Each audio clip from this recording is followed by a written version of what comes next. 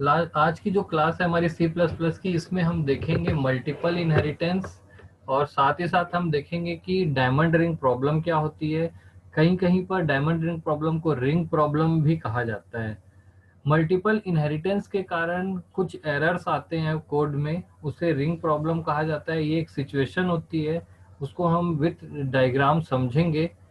इसी वजह से आगे आने वाली सारी लैंग्वेजेस में से मल्टीपल इनहेरिटेंस को बैन कर दिया गया था, क्योंकि आपका कोड सही होने के बावजूद अगर आप किसी क्लास को इनहेरिट कर लेते हैं तो आपके कोड में एरर आने लगता है। वो कैसे एरर आता है, डायमंड रिंग प्रॉब्लम क्या है या रिंग प्रॉब्लम क्या है, या फिर आपसे कभी कभी ऐसा क्वेश्चन भी आता है कि ऐसा कौन सा इनहेरिटेंस है जो जिससे प्रॉब्लम क्रिएट होती है या रिंग प्रॉब्लम आता है, या कौन सा इनहेरिटेंस है जो फ्यूचर में अलाउड नहीं है, मतलब आगे आगे आने वाली लैंग्वेजेस में जिसको बैन कर दिया गया है, तो उसका नाम है मल्टीपल इनहेरिटेंस। सबसे पहले हम मल्टीपल इनहेरिटेंस को समझते हैं, उसके बाद उसकी जो प्रॉब्लम है डायमंड रिंग प्रॉब्लम उसको देखेंगे। तो अगर मैं क्लास डायग्राम बताऊं आपको, तो अगर आपके पास मल्टीपल बेस क्लासेस हैं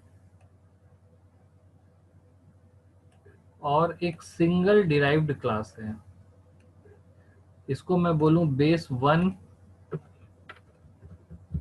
मान लीजिए ये पहली बेस क्लास है और ये दूसरी बेस क्लास है, बेस क्लास टू, और ये डिराइव्ड क्लास है। तो इसको मैं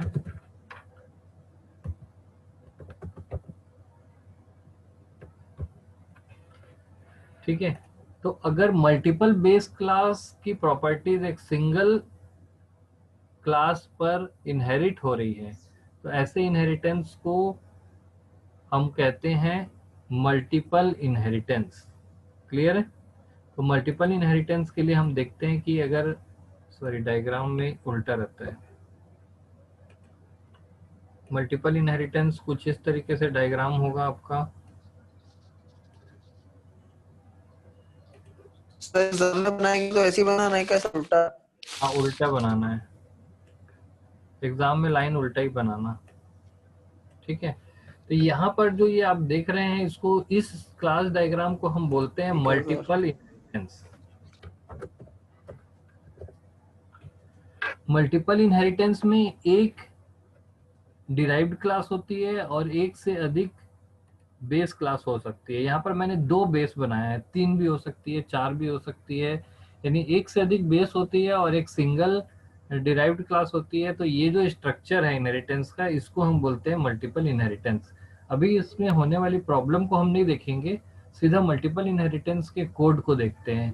मल्टीपल इनहेरिटेंस का स्ट्रक्चर समझ में आ गया होगा आपको, तो अभी मैं आपको मल्टीपल इनहेरिटेंस के कोड पे ले जाता हूँ। तो उसके लिए हम सी प्लस प्लस ओपन कर लेते हैं और C++ में हम सेम वैसे ही कोड करेंगे।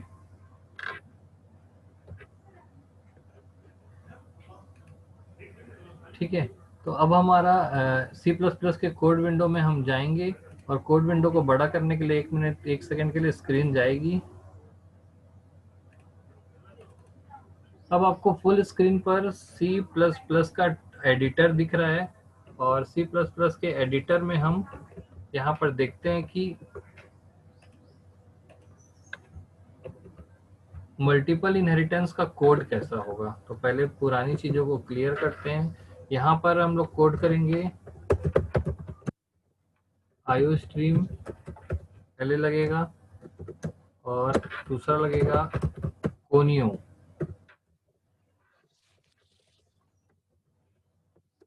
इसके बाद मैं क्लास का स्ट्रक्चर तैयार करता हूँ और सेम वैसे ही मैंने क्लास ए बनाई। क्लास ए को मैंने इसके अंदर एक पब्लिक सेक्शन बना करके इंट एक्स बनाया और एक कंस्ट्रक्टर तैयार किया जो एक्स की वैल्यू असाइन कर रहा है। तो मैं कंस्ट्रक्टर को कुछ इस तरीके से बनाऊंगा, यहाँ पर x इक्वल टू 100 कर दिया मैंने। तो यहाँ पर ज्यादा लाइन ये ले रहा है, इसलिए हम इसको ऐसा लिख देते हैं। ऐसा एक लाइन पर भी लिख सकते हैं सी के कोड को। देखिए मैं यहाँ पर इसको यहाँ पर ले आ दिया और उसके बगल में ये एक्स वाली लाइन लिख दिया और इसके बगल में ये ब्रैकेट बंद कर दिया। एक ही लाइन में आप सारी चीजों को लिख सकते हैं। इसको लिखने में, ऐसा लिखने से थोड़ा सा कंफ्यूजन जरूर लगता है, लेकिन एक लाइन पर लिखने से कंपाइलर में को कोई प्रॉब्लम नहीं है। तो मैंने थोड़ा सा स्पेस दे दिया है ताकि वो अच्छे से दिखाई दे। और क्लास के लिए और जगह चाहिए तो हम इसको इस तरीके से लिख देते हैं। ये पहली क्लास थी जो बंद हो गई, ये पहली हमारी बेस क्लास है। तो चाहे तो हम इसका नाम ऐसा लिख देते हैं, बेस 1। इस क्लास का नाम लिखते हैं बेस 1। अगर मैं क्लास का नाम बेस 1 लिखूंगा तो कंस्ट्रक्टर का नाम भी बेस 1 ही रखना पड़ेगा। दोनों का नाम सेम होता है तभी इनिशियलाइजेशन होता है, नहीं तो इनिशियलाइजेशन नहीं होगा। इतना समझ में आ गया होगा सभी को। अब मैं दूसरी क्लास बनाता हूं जो दूसरी बेस होगी, तो इसको नाम रखते हैं हम बेस 2। और इसके अंदर भी सेम हम वैसे ही कोड करेंगे। यहाँ पर पब्लिक सेक्शन में एक वेरिएबल बनाते हैं इंट y, और कंस्ट्रक्टर लिखते हैं बेस 2। बेस 2 के आगे फिर मैंने ऐसा लिखा कि y इक्वल टू 200। लेकिन स्पेस बचाने के लिए फिर हम वही काम करेंगे, यहाँ पर इसको एक लाइन पर ले आ देते हैं।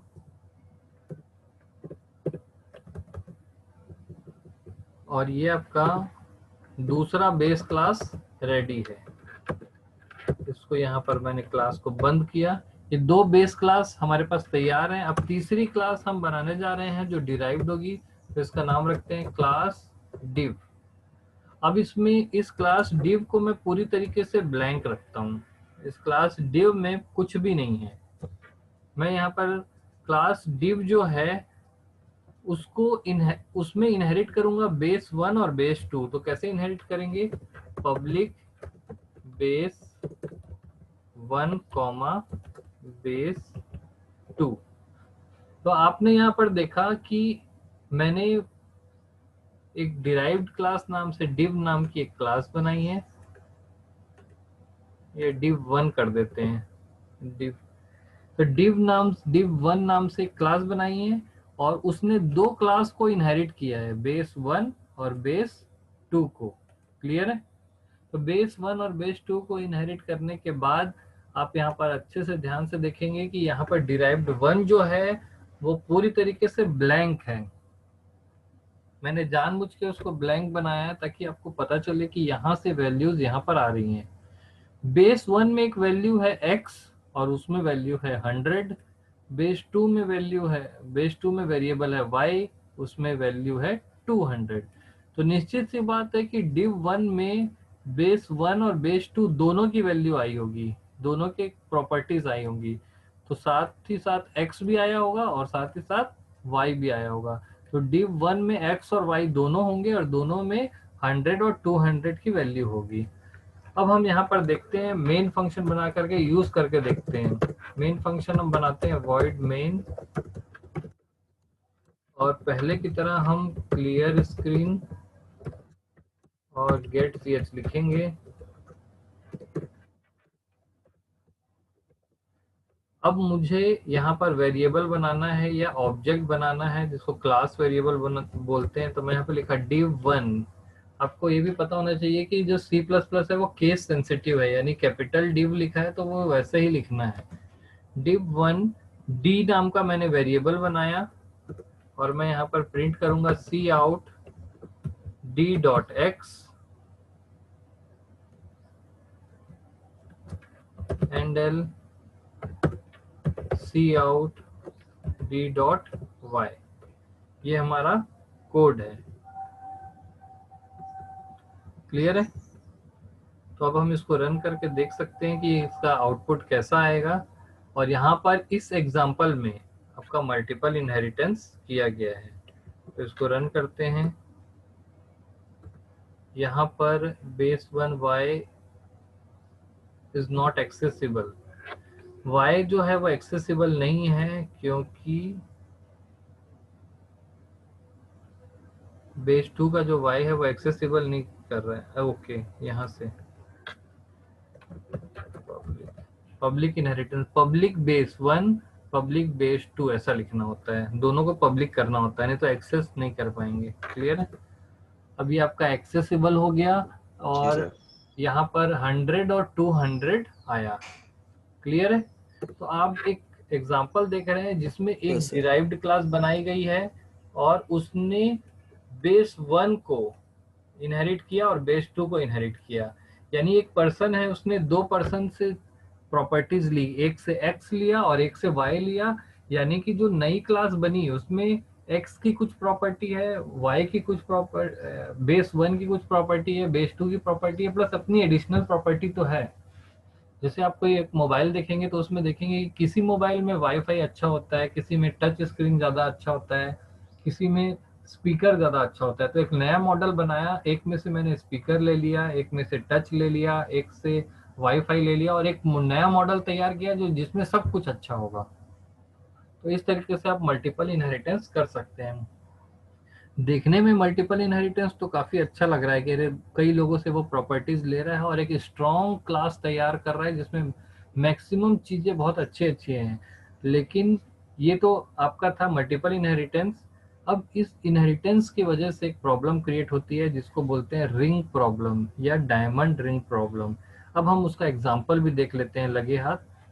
तो इसके लिए एक ये इसका स्क्रीनशॉट आप लोग ले लो, तो फिर मैं इसको तो बताता हूँ। अभी 8 मिनट ही बचा है।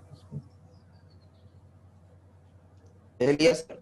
ठीक, चलिए मैं आपको डायमंड की प्रॉब्लम के बारे में बता देता हूँ। एक सेकंड के लिए स्क्रीन जाएगी। डायमंड प्रॉब्लम में हम देखेंगे कि ये जैसा कि आपको दिख रहा होगा, यहाँ पर मैंने दिखाया है आपको। ये जो इनहेरिटेंस है, ये डायग्राम दिखाता है आपका मल्टीपल इनहेरिटेंस का। लेकिन क्या होगा अगर आपको नहीं पता है कि अगर आप किसी पर्सन से कोई प्रॉपर्टी ले रहे हैं तो ये पर्सन किसी दूसरे से भी इनहेरिट की कोई वस्तु इनहेरिट कर सकता है, कोई प्रॉपर्टी इनहेरिट कर सकता है। तो उसको हम समझते हैं कि एक ऐसी सिचुएशन आ सकती है जिसमें हमको नहीं पता है। जैसे मैं आप में से ही किसी एक एक्स वाई जेड एक पर्सन है, उससे कोई सामान लेता हूँ, तो मैं उससे सामान तो ले सकता हूँ लेकिन मुझे नहीं पता कि वो और किससे किससे सामान लिया है। तो ये प्रॉब्लम तब आएगी जब ये वाली सिचुएशन आती है। मान लो एक क्लास है बेस 1, एक और क्लास है, एक और क्लास है और एक और क्लास है। इस टाइप की रिंग टाइप की जब कोई स्ट्रक्चर तैयार होगा, इस टाइप का रिंग टाइप का कोई स्ट्रक्चर तैयार होता है तो प्रॉब्लम कैसे आती है देखते हैं। मान लीजिए ये जो क्लास है, इन दोनों ने, एक ऐसी सिचुएशन हो सकती है कि क्लास ए है, ये क्लास बी है, ये क्लास सी है और ये क्लास डी है। कल्पना कीजिए क्लास बी और सी ने ए को इनहेरिट किया, यानी कि हायरार्किकल इनहेरिटेंस है इन दोनों के बीच में। ऐसा कुछ हायरार्किकल इनहेरिटेंस था। लेकिन क्लास डी को थोड़ी पता है कि बी ने किसको इनहेरिट किया है, सी ने किसको इनहेरिट किया है, कुछ नहीं पता। अब क्लास डी ने बी और सी को इनहेरिट कर लिया तो कुछ इस तरीके की सिचुएशन तैयार हो जाएगी।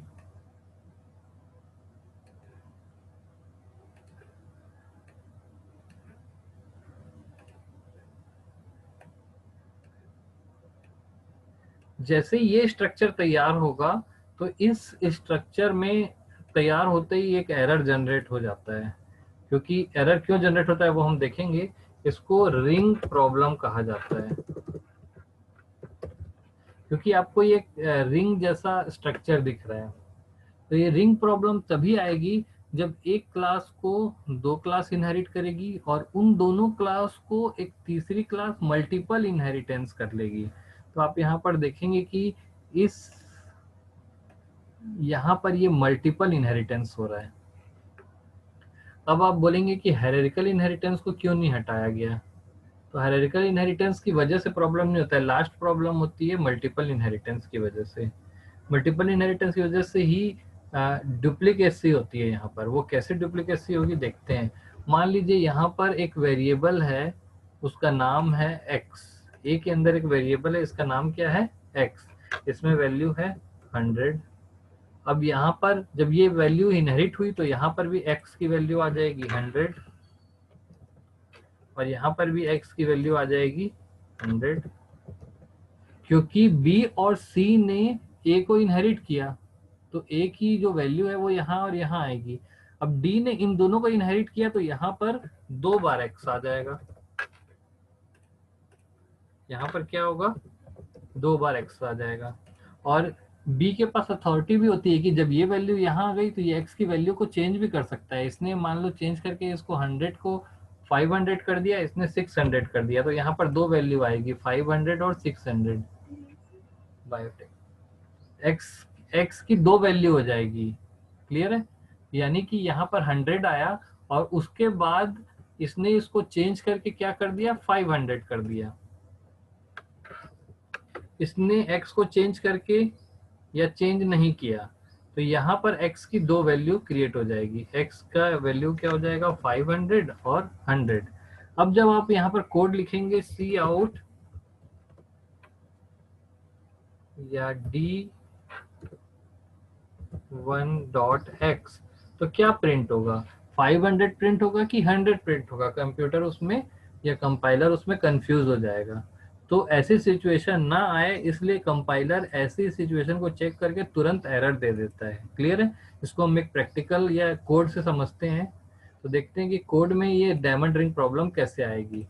यहाँ पर आपके पास C++ का स्क्रीन ओपन है और यहाँ पर हम डायमंड रिंग क्रिएट करेंगे। या फिर एक काम करते हैं, डायमंड रिंग को हम नेक्स्ट क्लास में देखेंगे क्योंकि कंप्लीट नहीं हो पाएगा ये।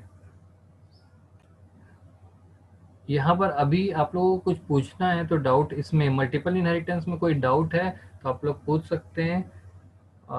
इसमें आपको अगर कुछ पूछना है तो आप स्पीकर ऑन करके पूछ सकते हैं, माइक ऑन करके।